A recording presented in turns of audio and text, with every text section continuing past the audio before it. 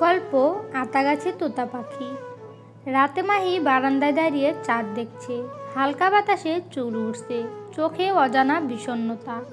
ঠিক তখনই পেছন থেকে নরম কণ্ঠে আরিয়ান বলল, তুমি এখানে এখনো আগের মতোই সুন্দর। মাহি কিছুক্ষণ চুপ করে থাকে, কোনো কথা বলে না। তারপর হঠাৎ আকাশের দিকে তাকিয়ে বলে, সুন্দর কথায় যদি সম্পর্ক ঠিকে যেত তাহলে 10 বছর আগে ভেঙে যেত না। আরিয়ান নরম স্বরে বলল, 10 বছর আগে রাগে আমি অনেক কিছুই হারিয়েছি মাহি, কিন্তু এবার এসেছি কিছু ফিরে পেতে।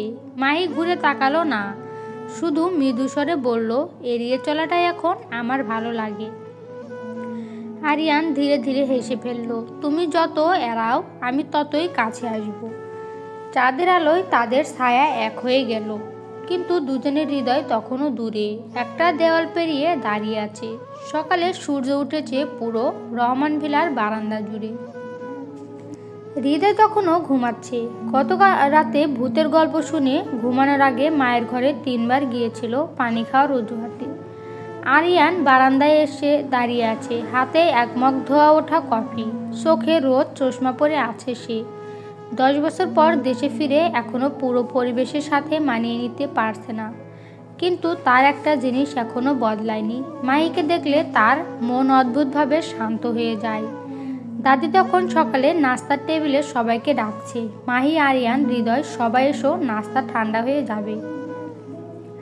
মাহি নিচে নামছে তাড়াহুড়ো করে। আজ তার ভার্সিটিতে প্রেজেন্টেশন আছে। তার হাতে কয়েকটা কাগজ আর ব্যাগটা ঝুলছে কাঁধে। আরিয়ান তখন নাস্তা করতে বসেছে। মাহিকে নিচে নামতে দেখে আরিয়ান হাসি মুখে বলল, তুমি চাইলে আমি তোমাকে নিয়ে যাই আজও। মাহি কপালে ভাঁজ ফেলে বলল, না ধন্যবাদ। আগেরবার আপনি নামানোর বদলে সিকিউরিটি গার্ডদের কাছে নিজেকে ডিভোর্সি হাজব্যান্ড বলে পরিচয় দিয়েছিলেন। আরিয়ান হেসে ফেলল, ওটা তো মজা করছিলাম। আরিয়ানের কথা শুনে মাহির রাগ উঠে যায়। সে রেগে বলল, আমার জীবনে আপনার মজার কোনো জায়গা নেই। ঠিক তখনই হৃদয় হাই তুলতে তুলতে নিচে নেমে এলো। দাদি আজ সকালে পায়জামাকে উল্টো করে রেখে গেছে, আমি তো পড়তে গিয়ে পড়ে গেছি। দাদি বিরক্ত হয়ে বলল, তুই আর তোর পায়জামা একদিন বাড়িটাই উল্টো করে ফেলবি। সবাই হেসে উঠল, শুধু মাহি দ্রুত বেরিয়ে গেল গেটের দিকে। ভার্সিটিতে যাওয়ার সময় মাঝ রাস্তায় হঠাৎ মাহির গাড়ি বন্ধ হয়ে গেল। ড্রাইভার নামলো চেক করতে, কিন্তু কোনোভাবেই ঠিক করতে পারল না। ঠিক তখনই পেছন থেকে একটা কালো গাড়ি এসে থামলো। গাড়ির ভেতর থেকে নেমে এলো আরিয়ান। আরিয়ানকে নামতে দেখে মাহি চোখ ফিরিয়ে নিল। দয়া করে আমাকে সাহায্য করতে আসবেন না।